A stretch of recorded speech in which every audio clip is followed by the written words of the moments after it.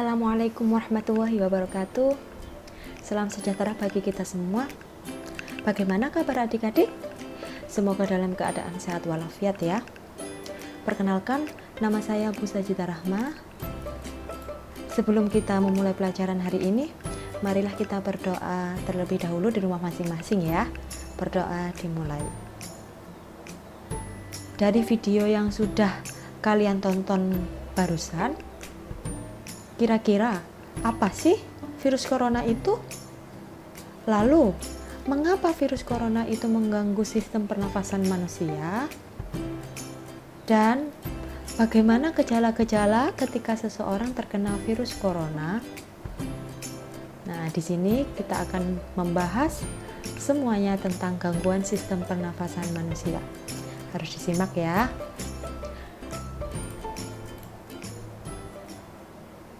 Apa kalian pernah menahan nafas selama 15 detik? Pernah? Nah, bayangkan bila seseorang yang mengalami penderita gangguan pernafasan, pastinya sulit untuk bernafas. Tidak sama seperti orang yang normal. Untuk itu kita akan mengetahui macam-macam gangguan pernafasan manusia. Untuk yang pertama ada influenza, tonsilitis, faringitis, pneumonia, TBC, asma, dan kanker paru-paru. Kita bahas satu persatu ya. Untuk yang pertama, influenza. Influenza merupakan penyakit yang disebabkan oleh virus influenza. Bagaimana sih gejala-gejala yang dialami oleh penderita influenza? Sudah pasti flu, batuk-batuk, demam dengan kondisi lebih dari 39 derajat Celcius, sakit kepala, pusing, sakit otot, dan semua badan itu terasa sakit. Nah, dengan kondisi hidung yang tersumbat, penderita influenza itu merasa kesulitan untuk bernafas. Bagaimana sih proses penyebarannya virus influenza itu? Nah, virus influenza ini keluar dari tubuh seseorang bersamaan dengan batuk dan pilek, kemudian disebarkan melalui udara. Selain itu, virus juga dapat menular ketika seseorang menyentuh permukaan yang terkontaminasi virus. Nah, ketika orang tersebut menyentuh mulut dan mata, maka virus tersebut akan terkontaminasi oleh tubuh kita. Bagaimana caranya agar kita tidak terkena virus tersebut? Yaitu dengan cara selalu menggunakan masker ketika keluar rumah dan rajin cuci tangan dengan menggunakan sabun. Yang kedua adalah tonsilitis. Tonsilitis ini disebut dengan amandel. Secara normal, amandel ini akan menyaring virus dan bakteri yang akan masuk ke dalam tubuh bersamaan dengan makanan atau udara. Apabila daya tahan tubuh kita menurun, maka virus dan bakteri tersebut akan menginfeksi tonsil yang dapat menyebabkan penyakit itu terjadi. Bagaimana gejalanya? Gejala untuk yang pertama, pastinya akan mengalami sakit tenggorokan, mengalami peradangan, batuk, sakit kepala, sakit pada leher atau telinga, dan demam.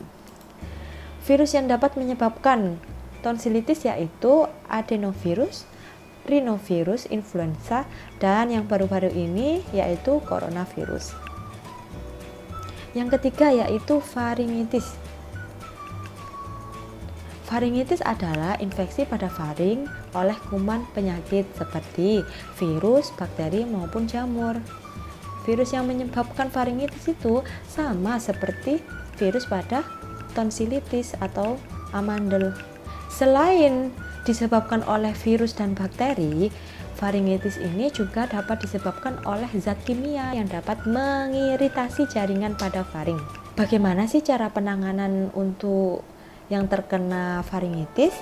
Yaitu dengan memberikan antibiotik dan antifungi untuk membunuh bakteri serta jamur yang menginfeksi pada faring. Selain itu, harus ditambah dengan mengonsumsi makanan yang bergizi agar sistem pertahanan tubuh menjadi kuat. Yang keempat, pneumonia.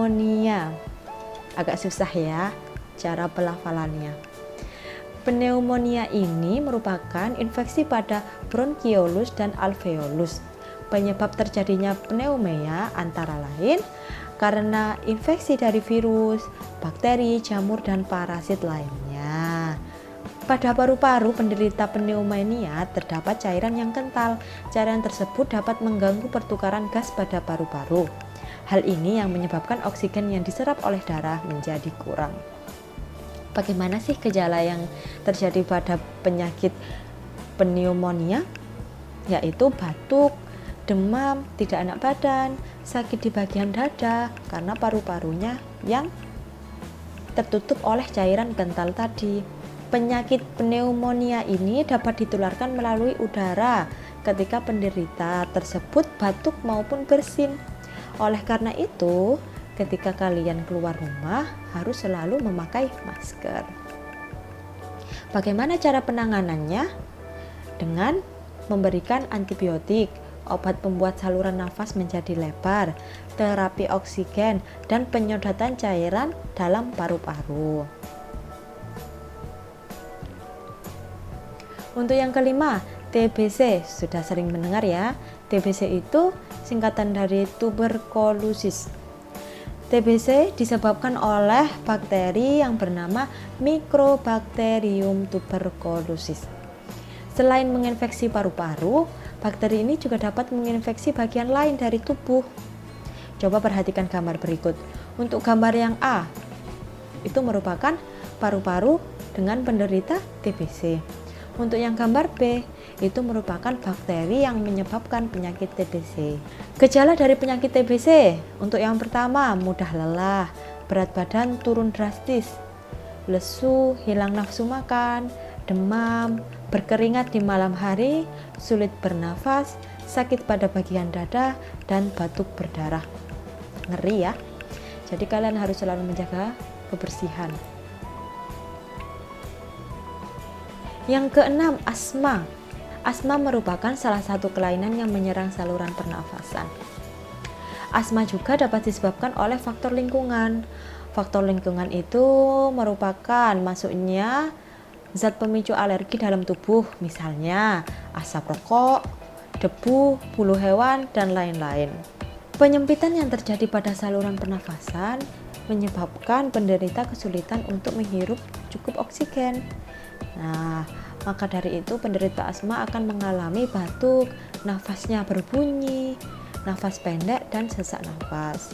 Oleh karena itu, penderita asma harus hati-hati dan menghindari keadaan atau benda-benda yang dapat memicu asma.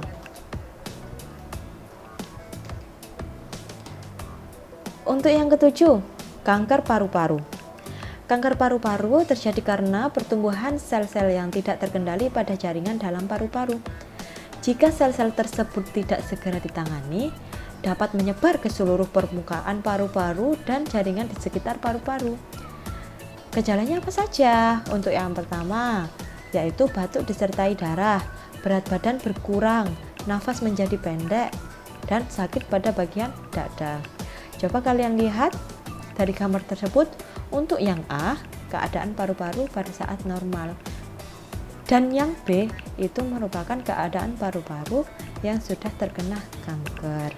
Sekitar 85% kasus kanker paru-paru itu disebabkan oleh seorang perokok yang menggunakan dalam jangka waktu yang lama. Sedangkan 10-15% kasus terjadi pada penderita kanker paru-paru, yaitu orang yang tidak pernah merokok. Kanker paru-paru pada orang yang tidak merokok dapat diakibatkan karena kombinasi faktor turunan dan faktor lingkungan. Misalnya, sering menghirup udara yang terpolusi, termasuk akibat menjadi perokok pasif. Jadi, jika ada yang merokok, lebih baik menjauh. Alhamdulillah, materi pada hari ini yaitu tentang gangguan pernafasan manusia sudah selesai. Bagaimana anak-anak? Mungkin ada yang ditanyakan. Untuk itu saya akan memberikan beberapa soal untuk tugas literasi. Siap-siap ya. Soal ini harus kalian kerjakan pada buku literasi dan nantinya harus kalian tulis beserta soalnya. Sudah siap? Sekarang dibuka dulu bukunya. Saya tunggu. Sudah ya? Yuk kita mulai. Nomor 1.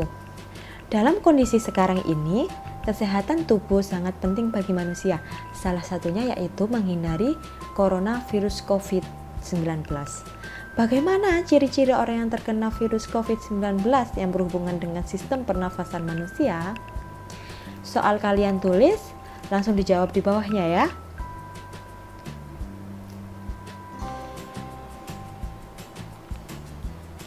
Nomor 2. Mengapa virus COVID-19 menyebabkan gangguan pada sistem pernafasan manusia?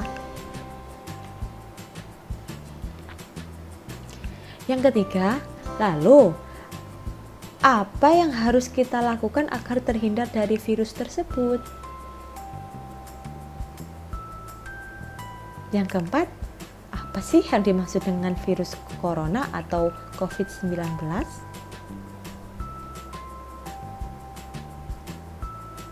Baik, terima kasih anak-anak atas waktunya. Semoga kalian dalam keadaan sehat walafiat dan selalu semangat untuk belajar meski belajar dari rumah ya. Jika ada pertanyaan silahkan menghubungi saya. Saya akhiri. Wassalamualaikum warahmatullahi wabarakatuh.